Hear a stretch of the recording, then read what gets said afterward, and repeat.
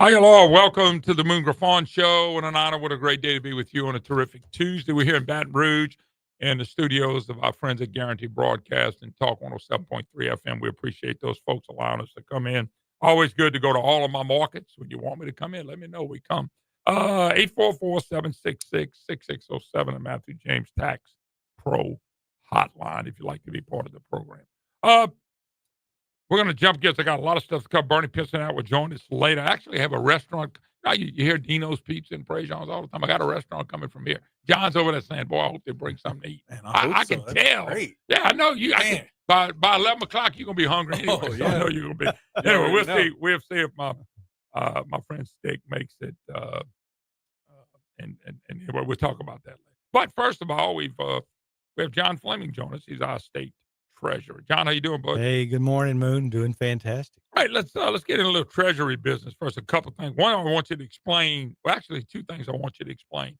The first one is, and I want to say this program started when Kennedy was the treasurer. And Schroeder, now you. Right. And I call it the Give Back program, but I don't know if that's exactly what you call it. But it's a program where you got a bunch of money that people are owed this money, but apparently everybody's not jumping on the bandwagon trying to get their money. So talk about the program. Well, it's called unclaimed property, and it's not really property; it's cash. Would be perhaps, let's say, a bank account that you forgot about, or maybe you inherited, didn't know about. It could be a deposit for rental deposit. It could be an inheritance, and a lot of people don't know that money's sitting there for them. A very common one is a tax refund. So what happens is that we really do a lot of advertising on this to encourage people, because if you go to our website, lacashclaim.org, or come to the Treasury website, you can find it there.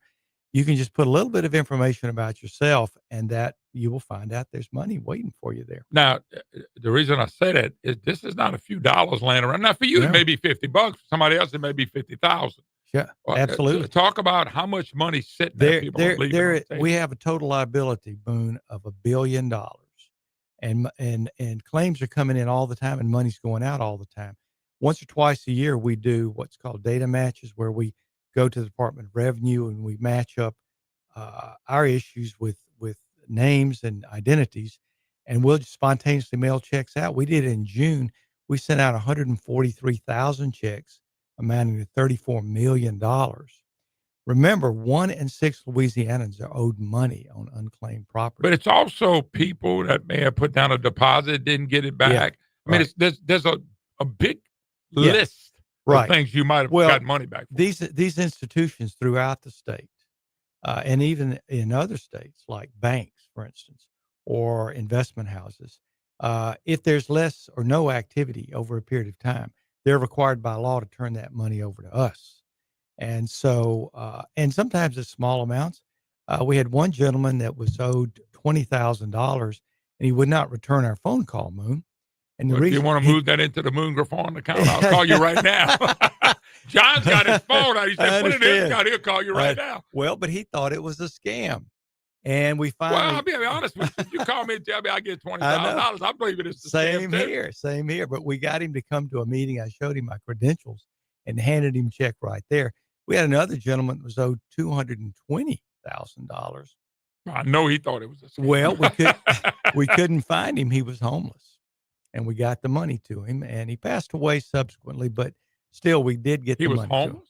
He was a homeless man with $220,000 of unclaimed property. Did you get the money to him, or somebody was helping him? We did get the money to him. I'll be darned. By the way, and you may know this, man, what's the biggest amount that was ever paid? Well, or was that? The highest I'm aware of is the $220,000. There may be higher amounts, but since I've been in office, can I ask you, since you looked at that $220,000 and he's homeless, what was the money based off? Inheritance? Inheritance, yeah, it was an inheritance.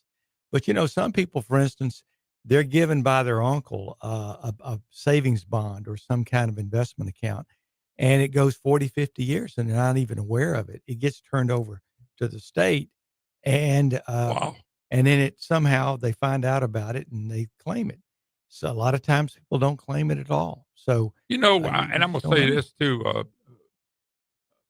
John, is that think about this with the breakup of the family and the homes and marriages and another marriage and another family member and kids, and you think about that, you really don't know who might have left you something up the road. Oh, You really don't know. Like my mom, absolutely. she's left stuff. Yes. My mom's still living, but she Right. wrote in a will that she left up to her kids, Right. of course, and her grandkids, Right. and her great grandkids. Right. You see, so something like that could easily Yes. get twisted. No question about it. And I just tell everybody, practice good fiscal review in your life. And that is to say, come to our website once or twice a year. You never know when that money's going to be put in that account in your name. And we try to find you, but sometimes particularly smaller amounts, less than 500, we may not reach out Yeah. to you. We ask you to reach out to us. Go to lacashclaim.org and you'll find your name. John, you know why I don't want to look at that? I got a bad feeling when I go through this to say, Mr. Griffon, you owe us $20,000. Yeah, I hear that. I hear that. I'm scared to death one of these Right. things is saying, oh my God, you might have some Yes. money. I go through and they say, you owe us $20,000. And, a lot of people ask, well, look, what happens to that money if I don't claim it? It does not go to the legislature. It does not go to the governor. It's firewalled off. It'll go to your heirs one day because they'll come. So and claim it. nobody can use this money outside of yourself. That is correct. I'll be damned. That is a fact. So right now you mentioned $1 billion, but you said there was about $300 million. But the fact is, money's always coming in and money's always going out. Constantly So it kind of stays right there. It does. It does. It's a very active fund that we have. Why did you say that, but you got $1 billion worth of liability, or what did you say? Well, the reason why is because accrued over time. Let's say when this program first began 20 or 30 years ago, there are people that never claimed money, and money did get spent along the way for some years before new laws came in. So we, in theory, owe around $1 billion in liabilities. There'll never be $1 billion in claims except what accrues from this point on. But any one time, we have about $300 million ready to go. So what is the website? The website is lacashclaim.org. Okay. I'm not going to take you to task on this, but I want you to explain it so Sure. Everybody knows the situation in New Orleans. New Orleans is broke. They can't pay their bills, and it's just horrible what's going on in New Orleans. It's a shame. But they wanted 120 million, 160. I think they're 160 million, but they wanted 120, 125 million dollars. And so they go to the bond commission, which you oversee. You're on the bond commission, right? And a lot of us were disappointed that the state. Let me put it in let's put it in Moon's terms. Yeah. We were disappointed the state would allow them to get one more penny. Right. But you were explaining to me that's not how it works. So I want you to explain to people how they getting this money, why they getting this money, and the parameters, if any, to get this money. Because I had a lady, Laura Rodriguez, who's a prosecutor down there. She said that she watched it. Nobody asked anything. Nobody questioned anything. Cameron Henry, who's the Senate president, came out and said, we got the money. We got the money. He acted like we'd get some more in June, too. Right. Whatever you need, we just keep giving you money. So explain how this works. And can they, or is the state on the hook for it? Explain how it works. Well, this is not money from the state, but let me explain the entire situation in the thumbnail. First of all, Cantrell, of course, as you know, is the current mayor. And what happened was a lot of COVID money came in and spending went up. And as the COVID money ran out, Cantrell didn't go down. We estimate around $50 million was spent on overtime pay when the budget called for $50,000. Wow. It's just totally ridiculous, misspent. And so we're also informed that many of the vendors were told not to even submit invoices until after the new mayor takes over in January. So we don't even know what the total liability is. The reason for the meeting was because they can't make payroll, Moon. That means I know police and all of that. Okay. So what the Fiscal Review Committee, which is made up of the AG, the legislative auditor, and the treasurer, me, we met last week prior to the bond commission meeting, and we had two choices. We could either go ahead and put them under fiscal administration, which means that we would run the city financially from this point on, or what we could do and decided to do. Y'all really didn't want to do that, did No, because there's a lot of problems with that. We have a new mayor coming on. They do demonstrate. She and her staff demonstrate a lot of competency, and they really want to solve this problem. So what they wanted to do is to borrow the money from J.P. Morgan, their bank, and it's well secured, and they needed our approval to do that. However, strings attached. Okay, We now made this is the sure. part I hadn't heard because I heard Right. there was really no strings attached. Yeah. Oh, yeah. There's very much. So the legislative auditor, Mike Wagaspak, is basically going to be on her staff, and this money that they're borrowing goes into an account, a specific account that he controls. Okay, And tell people Mike Wagaspak. I know Mike, he is, but Mike Wagaspak is the head of the legislative audit okay, department. okay, And so not a dime of that money can be spent unless it's on payroll, and it has to be with his approval, and it's to get us through this payroll crisis. We've got more things to do. And if this administration, the new one, which is Helena Moreno's, hmm if her administration doesn't step up and fix these problems and in due time, then they will be put under fiscal administration. So okay, that's still on the table. okay. Who guarantees the money? How, and let me back up. I know the state ultimately has to back it, Right. but what's was proposed to pay that bond back, that money back? Was there something proposed? I mean, normally I might be wrong with this, but if I come to the bond committee and say I want this, Right. they'll say, "Well, how you gonna pay it back?" And they say, "This is what we're doing," Right. and that's when it's approved. So how was it? What was it The approved based on? What? it based on the city's assets, not on the state. Okay. So the security for this is totally the city. It's a bank loan from J.P. Morgan. There's no state money. You are right. Ultimately, if they fail, it's going to be on the state to back them up. You're right about that. But what we're doing is giving them guidance and oversight and strings attached to help them work out of their own problem, and without any uh, financial help Okay. from the Okay. state. Okay. That's the goal here. So you don't want to get into the LSU coach change and all the guarantee on that, do you? Well, Moon, I got a call the other day, and I thought they were going to offer it to me. I just wanted to make sure. All right, we got to take a break. Walk 844-766-6607, Matthew James Tax Pro Hotline in Baton Rouge. Our good friends Guarantee Broadcast, Talk 107.3 FM. We'll take a break, a few more minutes with Dr. John Fleming, who is our state treasurer. All right, we'll do a little bit on the race now. Give us 6-7 minutes. Okay. That way you All can, right. I wanted Sure. you to do both. That way you can do work. Absolutely. Which I think is good Well, PR. and I'll tell you about That's good something. PR. Absolutely. I'll tell you about something that's emerging that we don't want to talk too much about if we get into it. Is we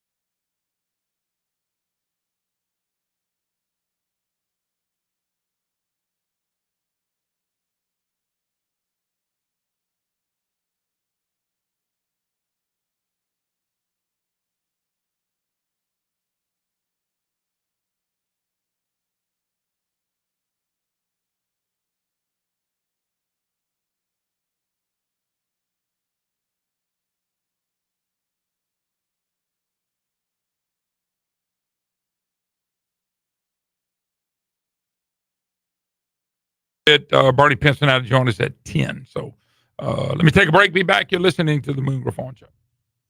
If you Very want to good. stay around and talk about something else, you good. I cut you to move on just because I thought we did. Well, we've done what, 30 minutes? Yeah. Have we? Yeah. No, that's good. I think that's I'll let fine. you go. I think you did fine. Yeah. Okay. But Good. Always. I would keep. I like the story you were telling. Okay. Good. Because what you were doing, when you get in front of groups and you say, "Let me tell you my story," Right. I think that's a good selling point. Good. Well, thank you. Well, I just think it'll help because people are looking for somebody real.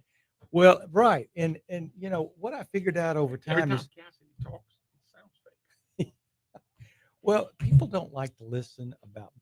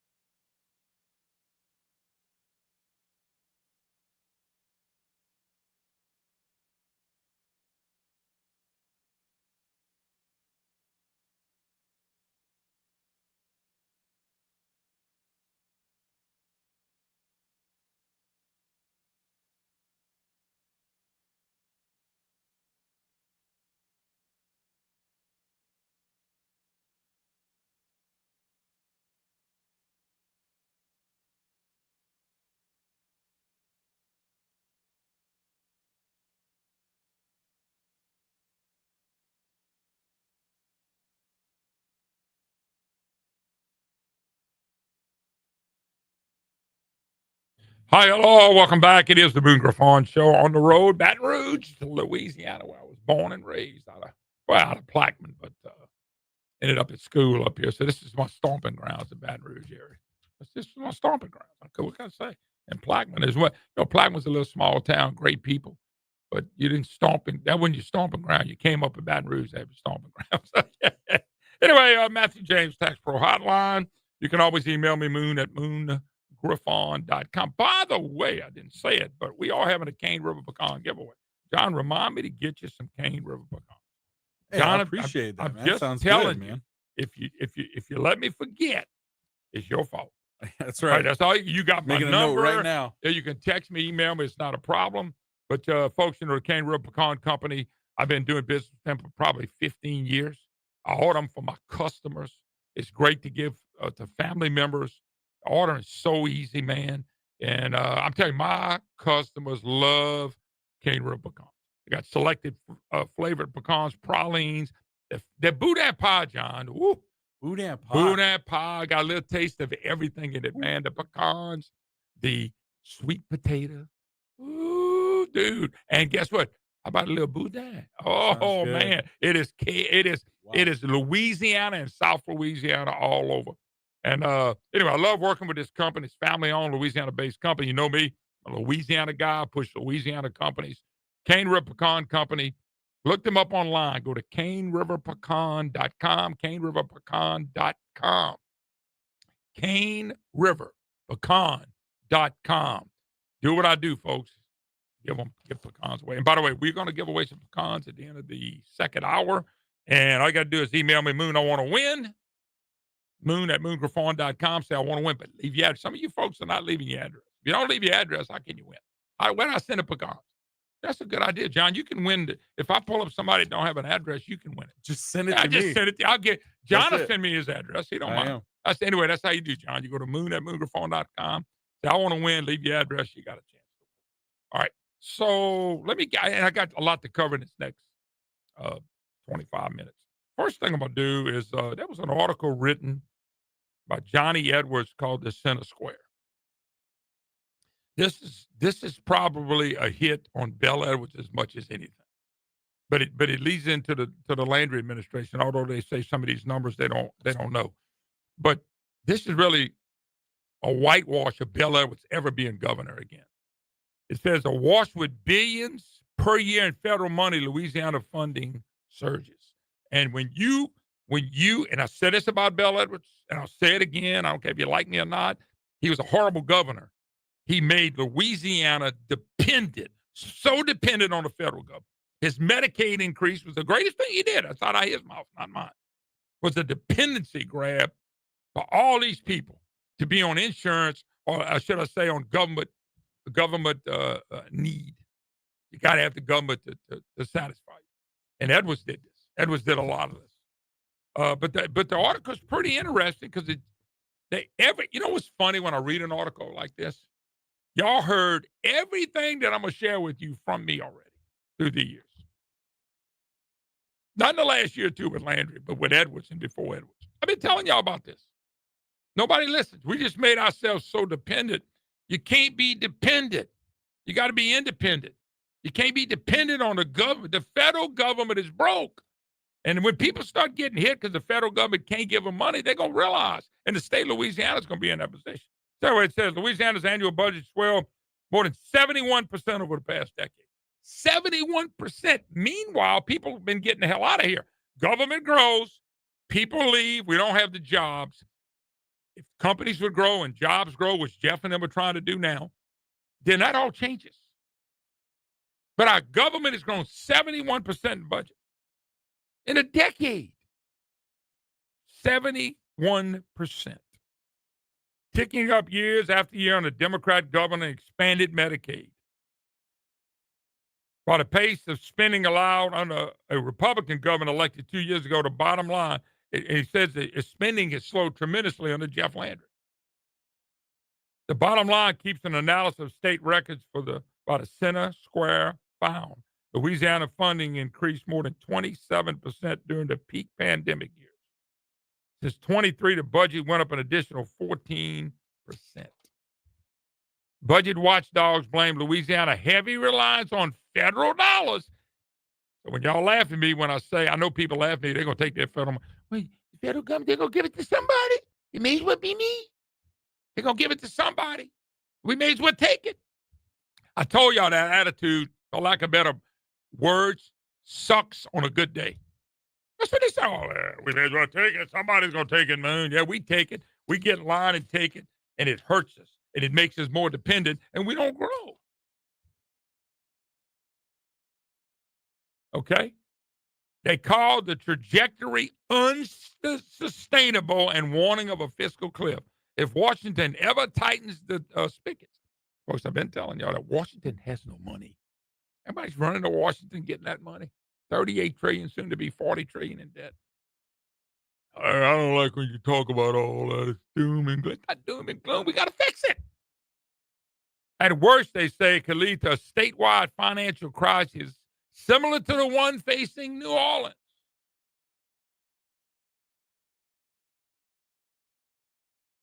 Aaron Bentley, who's been on this program many times, the growing dependency on federal money can be dangerous. Where y'all heard that from? 32 years.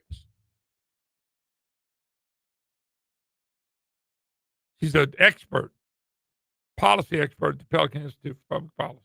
But when we look at state funds only, we also see increases, and we believe are not sustainable for Louisiana taxpayers. Center Square examined Louisiana's total appropriated spending each year, which includes money from all three branches of government, infrastructure, and local project spending. And the biggest proportion from the federal government made up mostly of Medicaid funds. Folks, you put people that were making $150,000 and $200,000 on Medicaid. Of course they took it. It was sitting there. The state's current budget, signed by the governor in Louisiana, total spending is more than $53.5 billion, 5% increase over the total that his predecessor, Democrat John Bellboy, left office in 2024. Across the last 10 budgets, that would be 8 John Bell, the increase in Louisiana's funding is more than double the rate of inflation. And a guy on the radio, boy, that big dummy on the radio, he didn't know anything. He don't know what he's talking about. That's how we operate in Louisiana. That's another problem. The late legendary moneybag Craig Romero told me it's the way we always do it. This is mostly being driven by federal funds, and that is almost certainly unsustainable, said Steve Procopio, president of PAR. God, it's amazing how all these people come around to my way of thinking. Oh, that's the guy on the radio. You don't know. You don't. Right. Then why are they all saying what I've been saying for 20, 30 years? The infusion accelerated when Edwards, on his first day in office, 2016, signed an executive order expanding Medicaid. The poorest state to higher the federal Medicaid contribution, Louisiana currently has one of the nation's highest poverty rates, topped by only Puerto Rico, according to 2023 census. Why? Let me go back again and be nice about this. We have made it easy to be poor. We have made it easy to be dependent. We formed this. We did this. Edwards, I told y'all, Edwards took the state. We were already headed in the wrong direction and put it on steroids in the wrong direction. That is Bell Edwards. This is Bell Edwards' legacy. This is Bell Boy's legacy.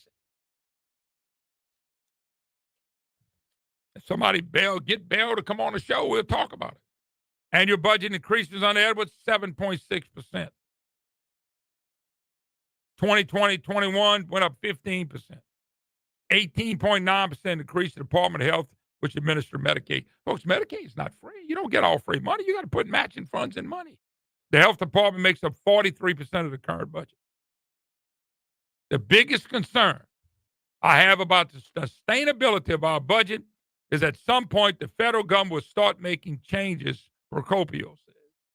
And that's either going to affect citizens through their services or it's going to affect the state, as some of what the federal government paying for will be moved over to them. Folks, I'm glad to see PAR is listening to me now because they never have in the past. Pelican Institute, however, alleged state budget remains loaded with fat, pointing nearly $100 million in surplus spending spent on 612 line items for local projects. private museums, community centers, neighborhood associations, fraternity and sorority groups, Sports Hall of Fame Foundation, art gallery, a dance company, and various churches and ministries.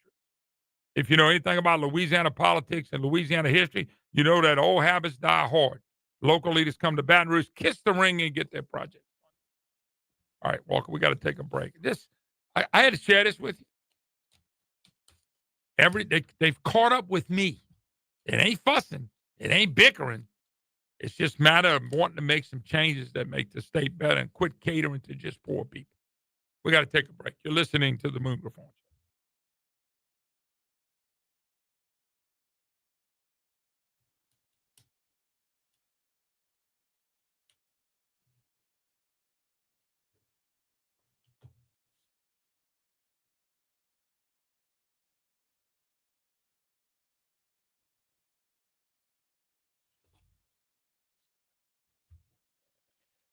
I got Renee listening on Hmm? Facebook. She says, "How can I donate money back to the state?" I guess that's when you had Fleming on. I don't know. How can I donate money? Donate money back to the state. Are you serious? What you want to give money to the state for? I don't know. You ought to ask them. Can you respond to it? Yeah. You ought to say, Moon told, wanted to ask, donate money to the state. What do you mean? You want to give money to the state? If you do, I don't understand that at all. That's a weird question.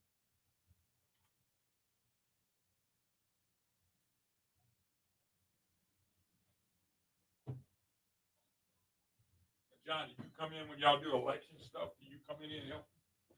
Yeah, every now and then. Yeah, like as far as Brian's show. I got one just like this. Come on. Cook with. Oh yeah. I do mostly. If I do big jambalaya, I use it, but I use it mostly for my crawfish. Oh yeah. Why would you want to donate money back? I wouldn't give the state a penny. They've taken too much already. I don't know why you want to donate to the state. All right, Walk. We're gonna do that clip I told you about the gender.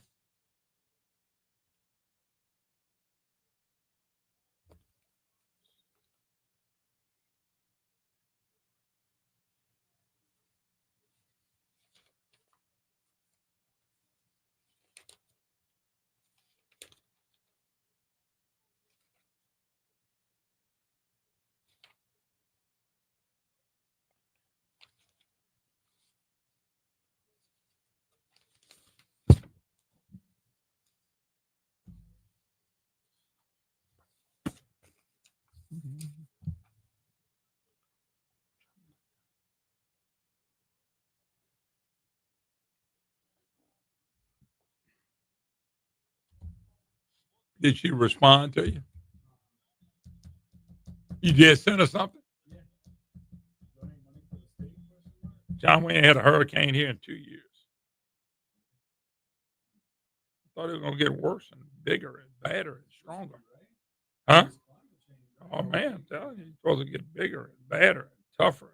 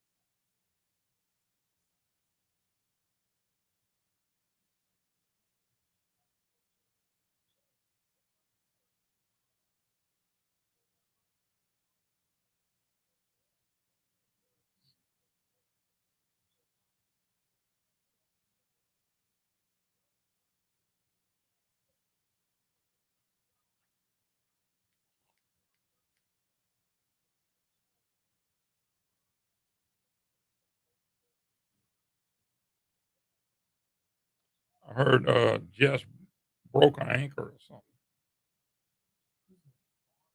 the lady, the sales lady manager. She's on crutches, fractured her ankle.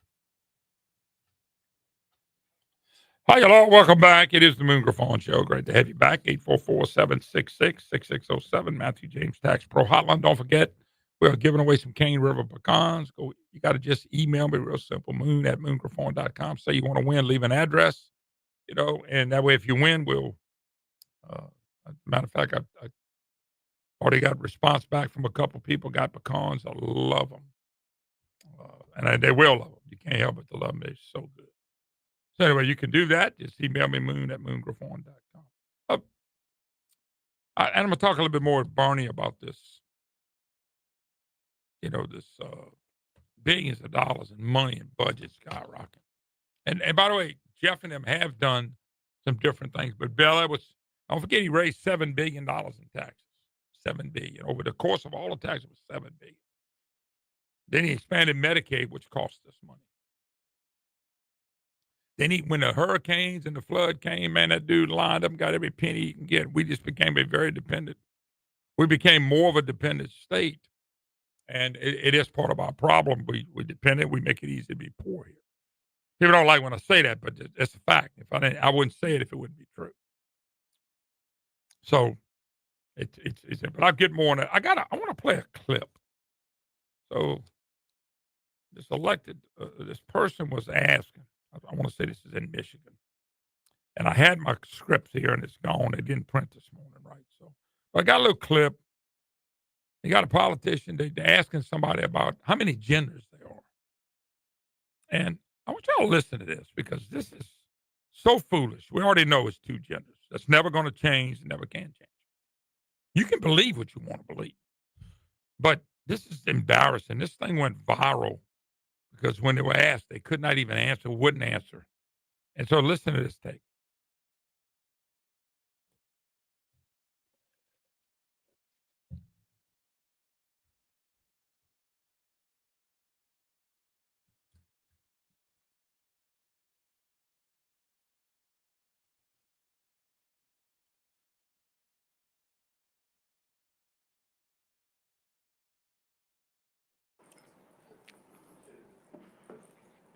How many genders are there? Different people have different beliefs on that.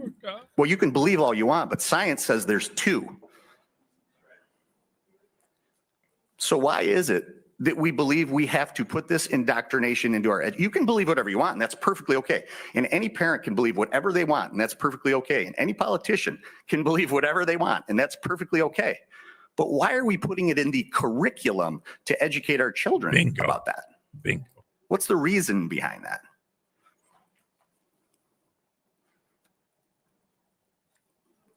Quick to the answer there, right? The folks? reason behind it is that we find that children who are gender diverse are being harassed, bullied in school.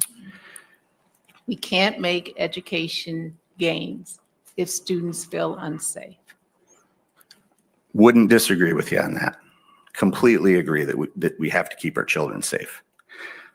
But are you saying that by you providing this education on gender fluidity or multiple gender theory, are you saying that what that will do is it will stop those kinds of behaviors in school?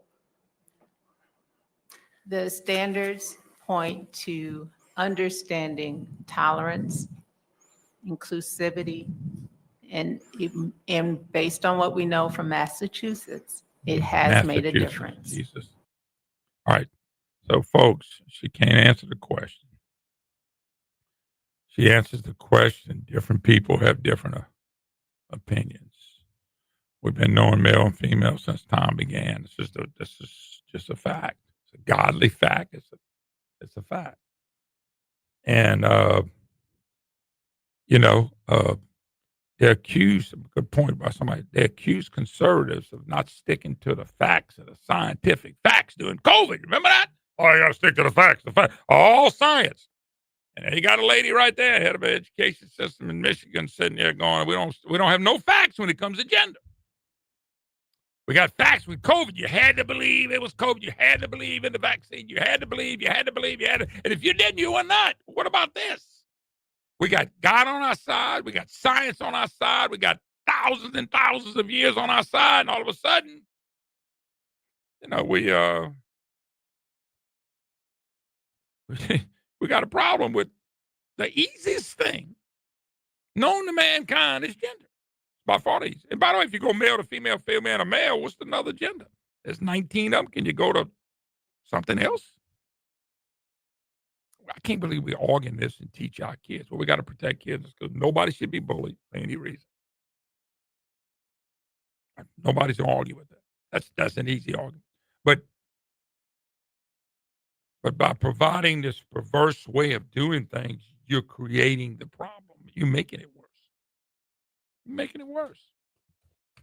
I don't have a right. John's younger than me, probably can whip me. I don't have a right to go in and just beat the hell out of John.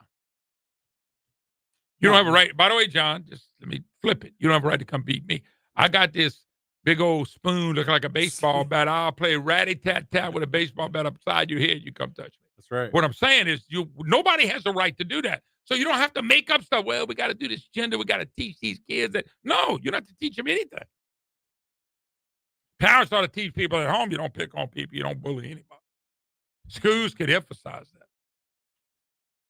People have come from different backgrounds and all that stuff. But if you deal with facts and teaching kids at school, you ought to be teaching, but you're going to get into biology and all that stuff. It's two genders, period, in the conversation. You don't even have to get in that fight. This is kind of crazy. But you see what the woman said? She was asked the question, would not answer it. Then she said people got different opinions on it. Well, when it comes to stuff like that, it's not a matter of opinion. It's not a matter of an opinion. It's a matter of the facts. But during COVID, the left told us, oh, no, this is it. This is the science.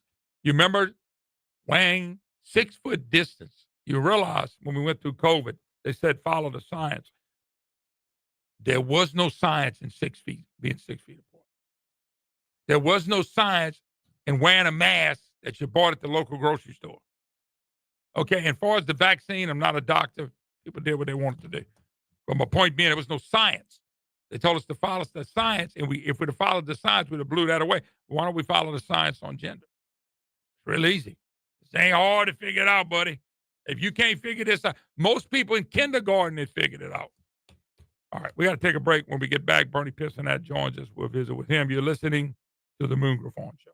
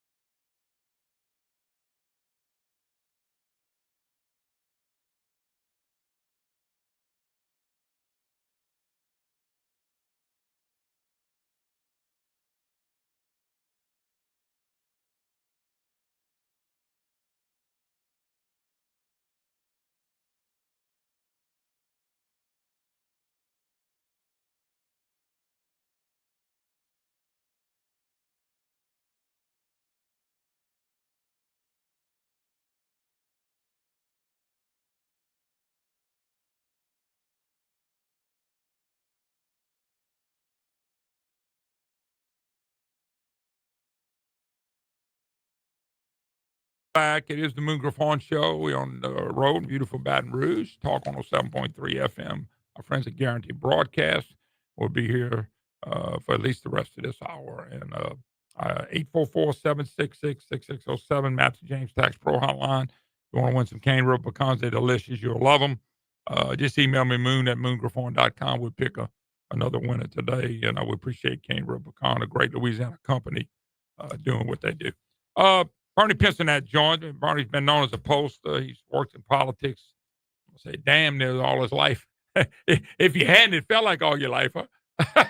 It has been basically, yeah, all of my life. Yeah. I mean, most of your adult life anyway. Right. Yeah. It's good to see you, man. It's been a while. Good to see you. It's good to have you back. I was sharing with the audience that story that I just showed you about over the last 10 years, how we just blown the budget out. But, Bernie was you could look at storms, hurricanes, and all that stuff. Everybody's always begging for federal money, but people forget on doing Edwardson, they increased taxes $7 billion. And you say, well, how did he get that? Well, they had the 0.45 or point whatever. Then they had that for 7 years. Then they went to they increased that after 3 years, and that if you spread it all out, it was about $7 billion. And but the Medicaid expansion, which by the way he claimed was his greatest accomplishment, which was basically expanding more people to dependency. So if you read that, I know you have saw the article. PAR, Daniel Ernst Palmer at Pelican Institute, Erin Bentley, who's I think's an attorney. She may not be an attorney. Maybe I'm wrong on that. But they always talk about none of this is sustainable. Just your thoughts on it, because if it's not sustainable, then what are we doing in the future? Well, you can say it's not sustainable, but all this money is coming from the federal government, which just writes a check and increases. Bernie, you do realize they broke. I mean, they are broke, and they're getting broke about a day. Well, the point I'm making is, though, that I hear every day from a few Republicans, a few Democrats, mostly, but everybody says that we're now so in debt. The national debt is so big that we'll never get out. We'll never dig our way out of it. But as long as they're sending that kind of money into the state and making us pay for services to people who live off government, it's going to continue. Once you start a government program and somebody gets on it, and you're talking about healthcare and food and SNAPs and all these other things, I've been doing this a long time, and I work for U.S. Senator. I've never seen any of these programs go away. And I think that's a great point. You never see them go away. Right. You see them add new ones, but never go away. They'll expand and find a new group to cover based on who they want to vote for them in a lot of cases. But the state of Louisiana has so many poor people, and we're not reducing the number of poor people in Louisiana. We had about 40% on Medicaid, and then we literally have about 40+% of the state is on some type of government assistance. That's a huge number. But Bernie, can I ask this? Let me ask it this way. And I agree with you. I think you have said nothing wrong. But wouldn't that be a problem up the road? There's so much dependency, so much waiting on the government. The government ever defaults us, we got a problem. Now, Bernie, it's never really happened, so we don't really know what it looks like. So that kind of makes it more difficult, but I think you're correct. But don't you think I think we made it easy to be poor here. Well, the article says if the federal spigot shuts off or closes somewhat, it would be a disaster for Louisiana. But we've been saying that for 30 or 40 years. Well, don't you think that's the problem, though? We've said it so long. It's like when you holler wolf, too many times. Yeah. And it does nothing ever happen. But when it does, it can be disaster. Well, Louisiana's had for a while disaster after disaster. Then we got past that, and then we had COVID. And since then, primarily the cost of healthcare is now driving our budget with almost beyond belief as the size has grown in such a short period of time. I think the governor and the legislature, I'm certainly not going to sit here and say that they've done anything horribly wrong as far as spending money and going out on a spending spree. I mean, they waste money. I think they said $100 million of projects and stuff like that. But in the scheme of things, that's just throwaway money to a lot of legislators, and some of it goes to worthwhile projects, some doesn't. But I'll say that I don't think the governor's ever had a propensity to go spend money just to spend it. I think he's well aware. Wait, by the way, in that article, Bernie, and I don't know what you got to read, but it says the expanded expense has came down tremendously the last 2 years. They didn't say it didn't expand still, right? But it was not even close to what Bell Edwards was doing. Yeah, well, in other words, they've had a lot more discipline the last 2 years than we had when Bell Edwards was doing. Yeah, well, that was the point I'm making. The governor and this legislature realize that maybe the feds will have the money, maybe they won't, but the bottom line is you still can't justify it. I think they've taken the approach, whether we have it or not, we're not going to spend it. We have other needs, and they're paying off. Remember, they're paying off debt. Yep. They changed the taxes around. They've done a lot of good stuff. That they ran some ads and all of that. By the way, I thought that was smart because we got. Let me tell you what I think it was smart. The ads you were talking about. Number one is we got tied down into redistricting, as you know, with Cleo and all that stuff. And then we got tied down in the session with insurance. And you know, that was big. And then we got tied down at the latter part of the session through today with carbon capture. Those three things have really ate up the conversation of anything that was done good. So I thought it was smart. I think it's smart for them to keep tooting their own horns in one aspect, the fact that nobody knew this other stuff was happening because we were so focused on the other three. Right. Am I wrong by saying that? No, you're correct. I've had some legislators ask me about the polling data and why it's so bad. I mean, in March of this year, the survey, I mean, it was like 32% of the state thought we're moving in the right direction, where under John Bell Edwards, it was never below 44, 45. The legislature, current legislature, is unpopular as any of I've ever. Even the Edwards years, I don't think it was as bad as it is today. And you and I discussed that last time. It's not that there was a missed opportunity on insurance. The House passed insurance reform, the Senate didn't. Public went crazy. Yeah, it was going nuts. I remember that like that was yesterday. Yeah, and the Senate, in their infinite wisdom, decided that insurance wasn't important. By the way, we're not even going to hear the bills. And then I ran a poll right before the next session, and the headlines were "Insurance Crisis in Louisiana: Voters Furious." Did the state Senate 6 months earlier? Can you believe the Louisiana State Senate in 2024? I guess they said, "Hey, trial lawyers, we're with you. We're not going to have any reforms."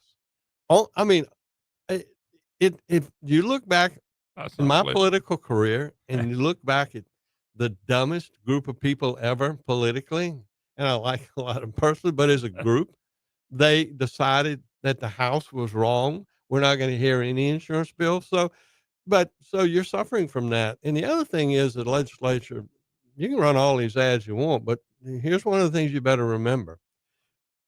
I'm listening. On a daily basis, if they pass something to improve, get rid of income tax, that doesn't affect the average person. Are they affected by those ads? No, they're not going to change a lot.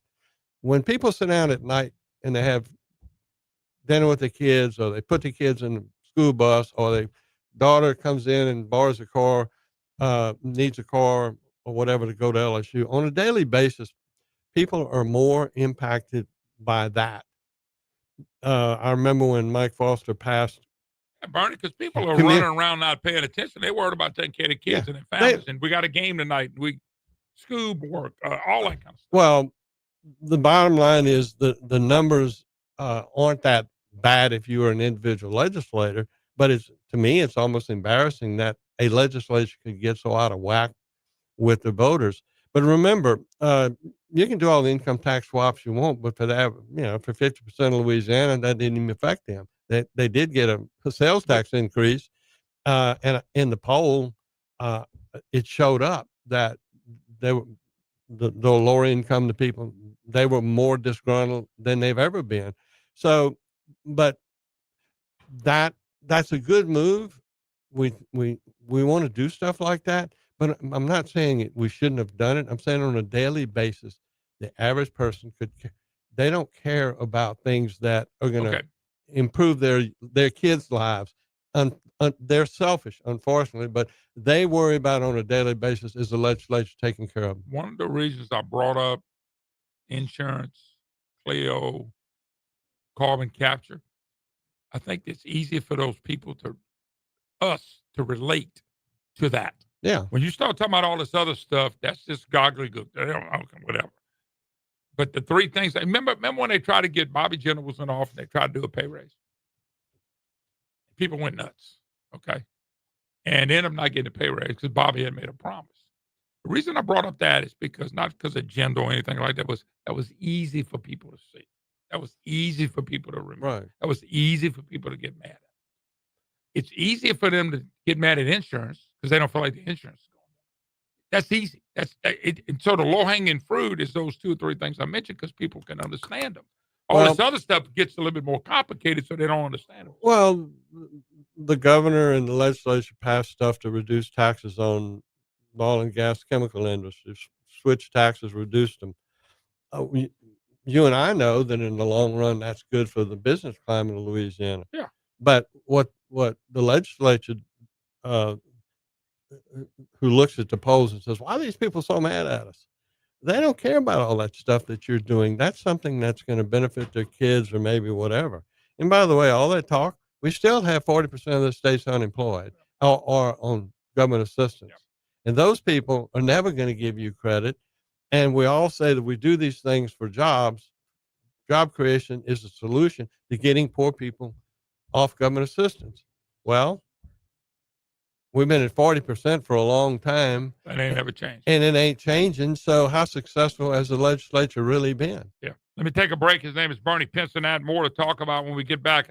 I do want to focus a little bit on the Senate side. Yeah. Okay.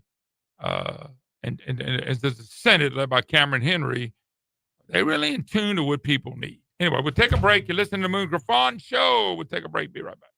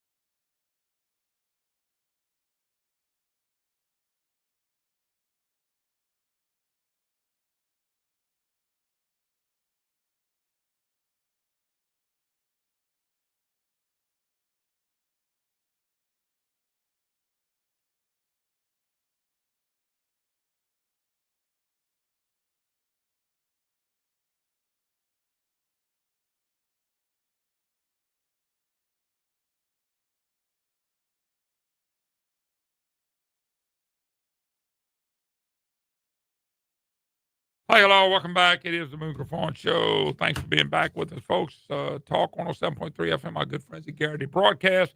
Allow me to come in here and do this. It's the Matthew James Tax Pro Hotline. Don't forget we're giving away cane real pecans at the end of this hour. Bernie Piston, I'm especially. Bernie, I want to turn a little bit to the Senate and Cameron Henry. This was a guy everybody talked about his conservative credentials. I don't believe that anymore. Maybe in the day he fought, but when we talk about insurance reform, which everybody talked about, things went to the Senate to die or get adjusted or get watered down. I just want to get your thoughts on it because I just don't think. I mean, it don't look like they're going to change him as a leader. It looks like the Senate's going to hold on to him. Is he going to be the Senate president after this term and go 4 more years? I mean, I just want to get your thoughts on because I want to know what's going on in the Senate because it seems to be our problem. But a lot of people say it's always been like that. Well, I heard the governor calls members of the Senate sheep. He's done that a couple times. Sheep? When he gets mad at a bunch of sheep. Oh, I don't know if I blame Cameron Henry. If you're a state senator and you were sitting in that chamber 2024 and the House is over there working on insurance reform and they're going to send you bills and it's the number one issue. Everybody's campaign was about insurance reform. Every one of them. All of them. I was involved in a lot of the freshmen. The freshmen all came to Baton Rouge. The freshmen found out real quick that what they knew and what they did didn't really matter. The Senate, in their infinite wisdom, decided that insurance reform wasn't important. Now, if you're a state senator, and when the session was over, if you weren't embarrassed by your conduct, you really ought to go do something else. People in your district with kids in college, whatever.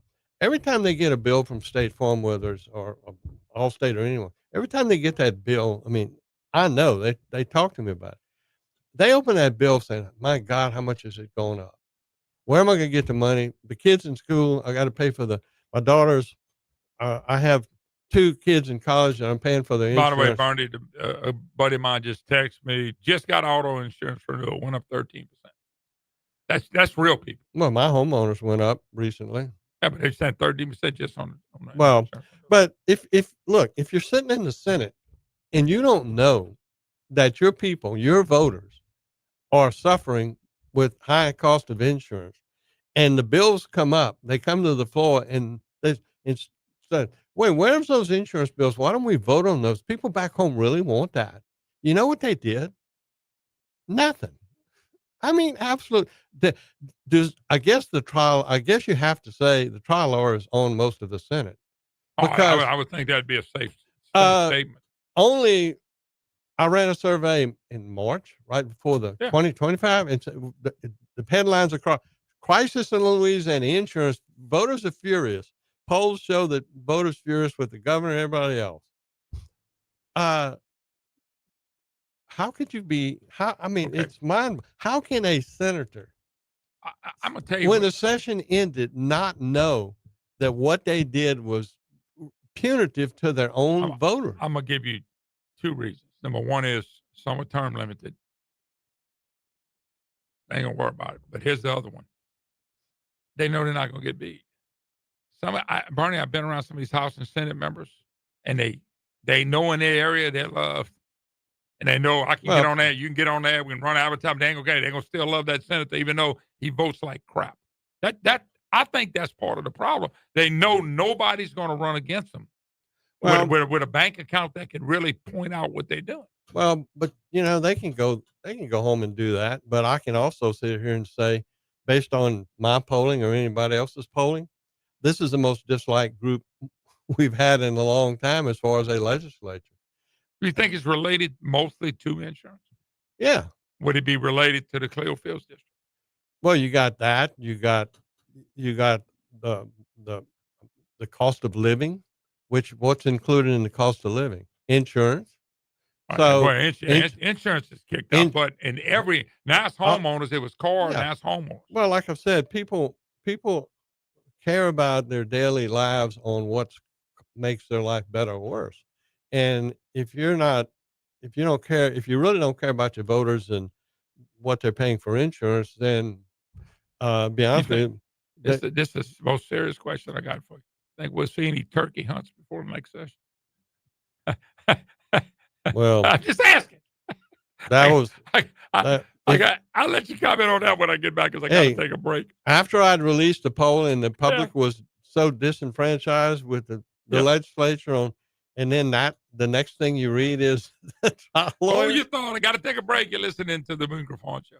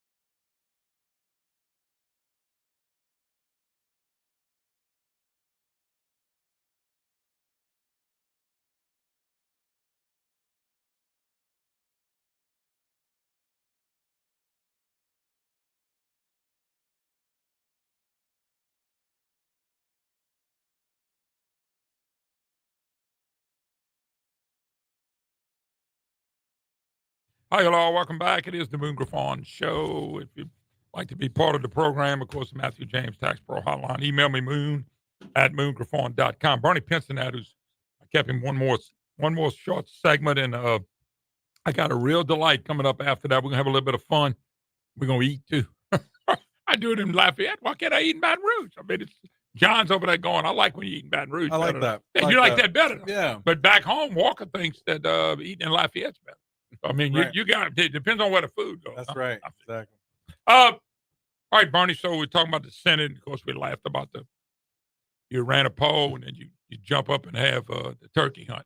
Which, by the way, I want to go back to what we were talking about. Those are the things people understand real quick.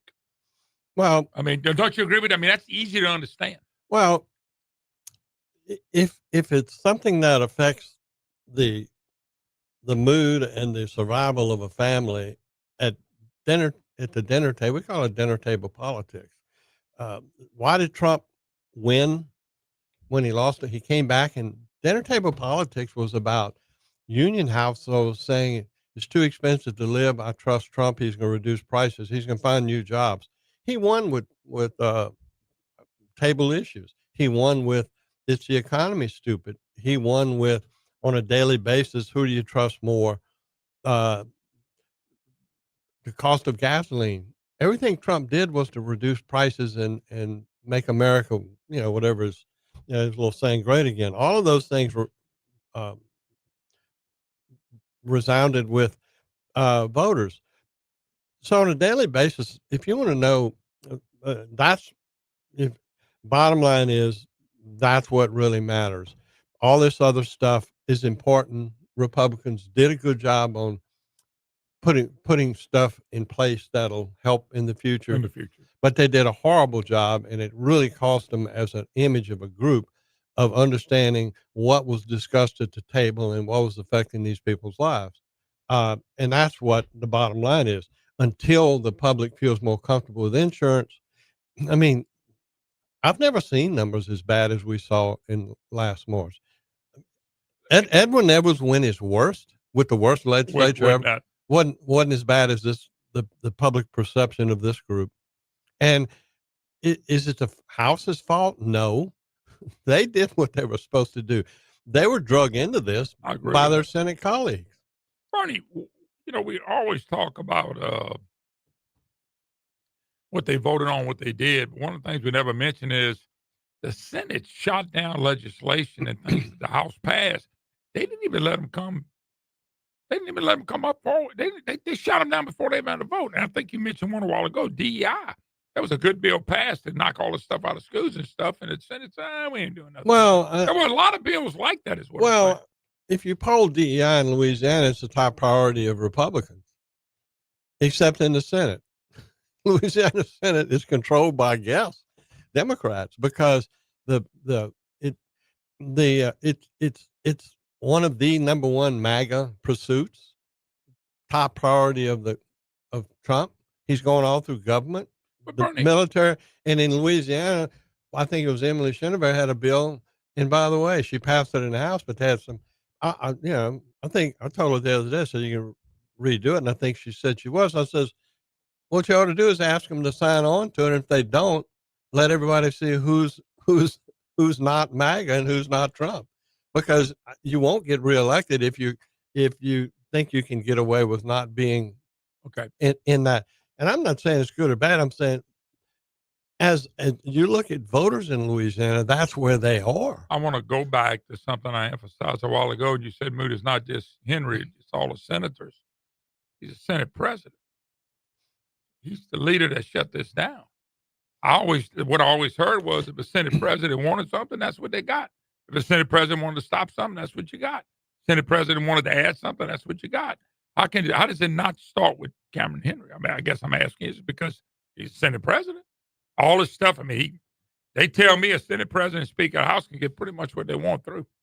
So how can we not say Cameron Henry is not a big part of the problem? I'm not saying you ought to say that. I'm saying it. I think he's a big part of the problem. Well, look, if he was in charge of the Senate and they didn't bother to vote on insurance reform, shame on him. And everybody who followed him, shame on you.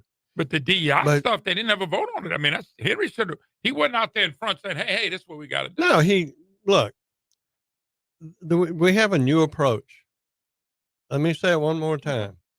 Democracy ends at the doors of the Louisiana Senate. Absolutely. They decide. You got House members who vote on something, and it goes, "Oh, we don't want to vote on that controversial."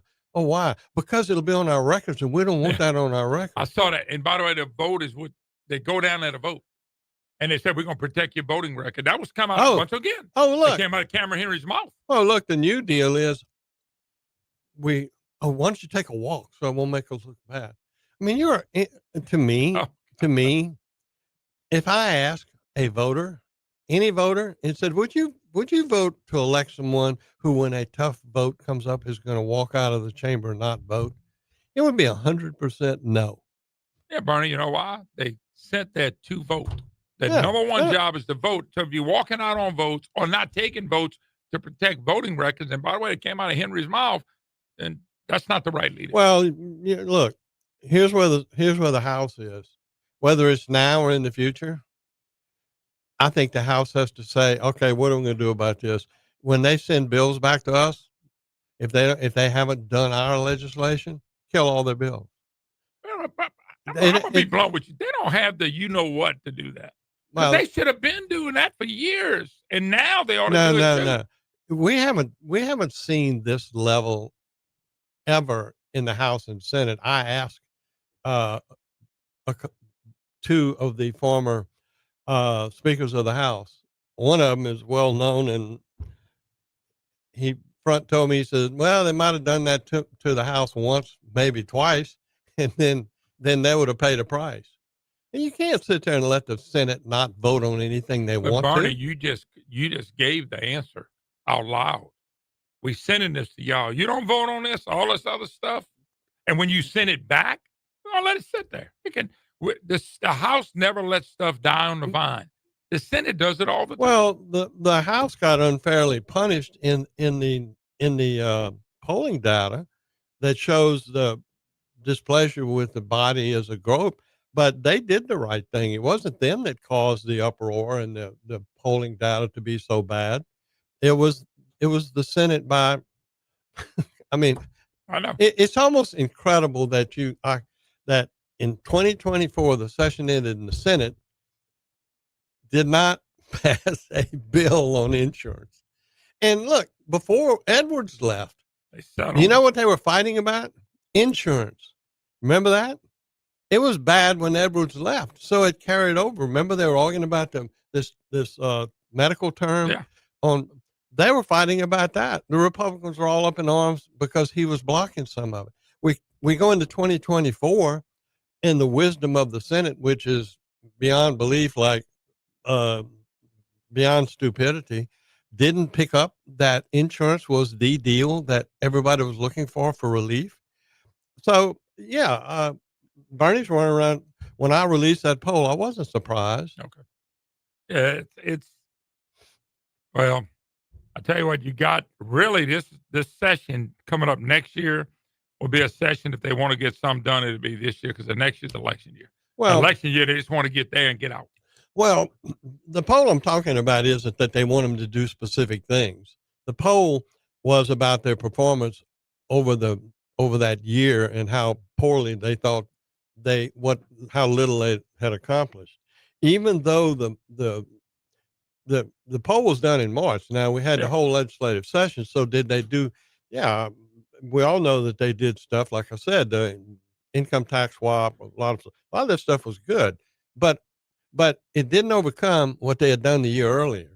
It didn't overcome the daily struggles of mom and pop at the dinner table with whether they get money for that or whatever. So here's my question: with 2 sessions left before re-election, 2 or 3 things you think they need to get done? Or, I mean, I don't think insurance fixed, and I hear they might not bring nothing back up. This is it. We're not doing nothing else. Well, I've heard that. Oh, we don't want to mess with insurance again. Well, it's like, is it fixed? Well, what they're saying is, I'm not sure. Insurance is controversial. We did our best. We're not going to that subject because it's too controversial. if you're still hurting, we don't really care. Where But it's not fixed.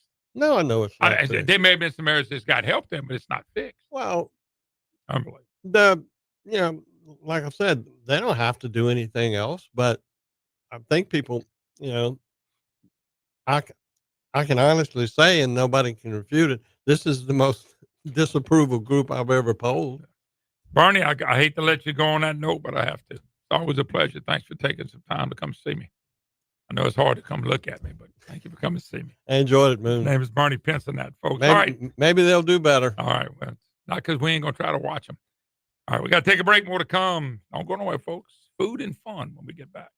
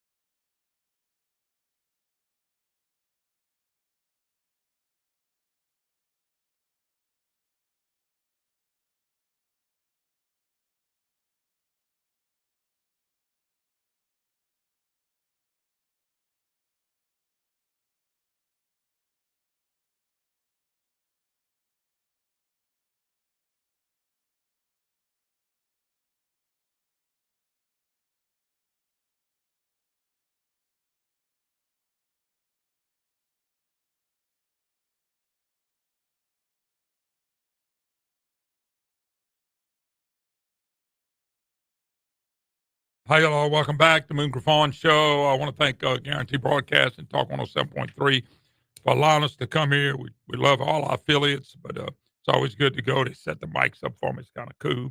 It's Matthew James, Tax Pro Hotline. And I'm going to give away a Kangaroo Pecan winner in just a second. But I'm really enjoyed getting to know this young man and getting to know his company a little bit. And they one of our advertisers here in Baton Rouge, and it's called the Citigroup Hospitality, and his name is Stick Newchurch. Stick, what's up? He's the area director. What's going on, man? Oh, living the dream, brother. Stick, can I ask you? People ask me about Moon. Yeah. And so they all think I Moon somebody, and they all think I'm a rear end. The Stick. They can't be a real name. So look, when I was a little boy, my dad had two nicknames growing up: Skeeter and Stick. And at By Your Side Golf Club down in Pointville, everybody called me Little Skeeter. And they said one day I got mad and said I'm not Little Skeeter. One of my dad's partners looked at me and said, "All right, Little Stick." The stick stuck. Stick stuck. Stick I like stuck. that. So tell us a little bit before we get in the restaurant. You brought some food. This is excellent. Tell us a little bit about Citigroup Hospitality. Yeah, so we're a family of restaurants here in Baton Rouge. Started out with our flagship restaurant, City Pork Brasserie on Jefferson Highway. Expanded over the years with City Slice near LSU. That's our pizza place. We have Rouge Creole. By the way, I Yeah. ate there one of the last time I took some clients in that loved it. Yeah. That was really, really good. Yeah. So thank you So so I'm much putting for my that. mouth where my money is and my money where Yeah. my mouth is. Very good. Very good restaurant. Thank If you. they hadn't had a chance to go get there. And by the way, we'll get back to City Pork in a minute because we just had some of that. But go ahead. But yeah. So then during COVID, we were able to create some opportunities for ourselves, and we expanded. We acquired Beau Soleil Coastal Cuisine on Jefferson. We opened Spoken Hub on Government Street, a second City Pork location at Highland and Perkins right next to Blue Bayou and Alexander's Market. And we have Proverbial Wine Bistro tucked wow. in on the corner of Antioch and Airline Highway.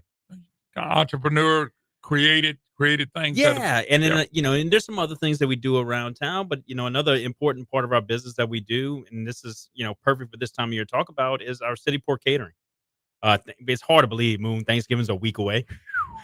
I mean, forget about it. I'm floored. But y'all offering some specials in this now. If people do by the 21st, you can take care of their Thanksgiving meals or company Thanksgiving meals. They got that as well. Yeah, absolutely. So on the catering side, we do these holiday packages every year for Thanksgiving and for Christmas as well. Don't forget about that. We do a couple hundred turkeys every year. I mean, it's a big operation. And, for those people that really don't have the time or haven't really been thinking about it, you can visit our website, citypork.com, or reach out to any of our City Pork locations, and we can get you set up on some of these packages. And you don't have to do the whole shebang where you get the turkey and all the fixings. We got a package that is really just the sides, and that's what everybody likes anyway these days. So, what's the website again? Citypork.com. Okay, so that's the Thanksgiving, Christmas. Now, the other restaurants that you mentioned, y'all can do parties, get-togethers, luncheons, whatever they want to do, something at night. They can book with y'all. That's right. We have private rooms in 3 of our facilities: Rouge Creole, Beau Soleil, and City Pork on Highland. Those rooms can sit anywhere from as little as 10 to 15 to as many as 40 to 50. Yeah. So folks, there it is right there. Now, he brought some food in there today, folks. It is excellent. Tell us what you brought today. Yeah. So, being down the street from City Pork, I said, man, last time I was here, I brought some food from Rouge. That was actually the day we met. That's awesome. So I brought our pork belly hoagie. It's the first thing I ate. That's man, those deadly. mustard greens on there are so good. Oh, that's deadly. I brought our Cubano, which many consider the best Cuban sandwich in Baton Rouge, and one of our most popular appetizers, the wild boar flautas. By the way, I didn't know what that was, but both of them I ate was pretty good. Yeah, in the John knocked me down going get them, so I'd have got a third one. In the food industry, I don't know what half the time what I'm eating, but I know it's good. Oh no, but that's the kind of things y'all serving at the restaurants on a daily basis. Yeah, absolutely. And you didn't know this before, but City Porks are open at 6:30 a.m. Monday through Friday for breakfast. So No, I didn't know that. What's the time for the City Porks? So City Pork on Jefferson, we open for breakfast at 6:30, served till lunch at 11. And on Highland and Perkins, we start that breakfast at 7:30. Okay. But about all those restaurants go all day? You go all day. Okay. So you can go to Look, breakfast, lunch, supper, we can do it. A wise man once told me if we pay in rent, we'll open. You know what? That's smart. But I'm gonna do this next time. We're gonna get you to do some breakfast and bring the breakfast one time, or we'll go by and pick up breakfast Oh, on the yeah. way in. All that stuff because I like eating at your restaurants. I'm going to another one today, and I got a group of people that are going. I'm looking forward to it because everything I've eaten has been excellent. Oh, If that's people would give y'all opportunities to go eat these restaurants, they're going to, if they have not heard of them or they just see them and they don't ever go by, I highly suggest they go check them out. Because I got to meet with, I guess, the CEO.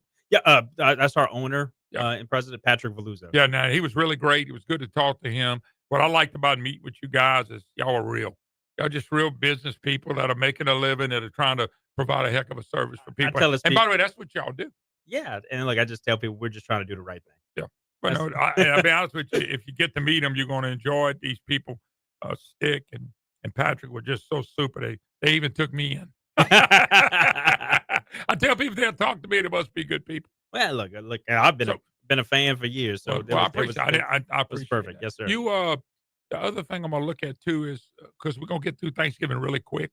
Yeah. I suggest people do what you said, but after that, we're going to get into a lot of holiday parties. Talk a little about your restaurants, catering, maybe having parties there, or whatever. Talk a little bit about the kind of services you provide because people are going to be looking for parties. Yeah, that's right. And look, I'm our talking about 5, 10, 50, whatever. They're yeah, looking for. no, and look, the phone every day at one of our locations, we're getting an inquiry from a local business. Yeah. And it's great. We do a great job of curating menus for the client and the guests. So depending on sometimes people kind of get scared by certain price points on our menus, but we're able to do things in catering and in those private events where we can make it whatever you want it to be. Yeah, but Stick, I was in the food business for about 8 or 9 years. I don't think people look at price, especially this time of year. I'm not saying they don't, but they're looking at something good, something different, and they're willing to spend a touch more money because they want to make it right. And business lunches, y'all do that year round. People, Oh, I got a absolutely. business Yes. lunch today. We do them all year round.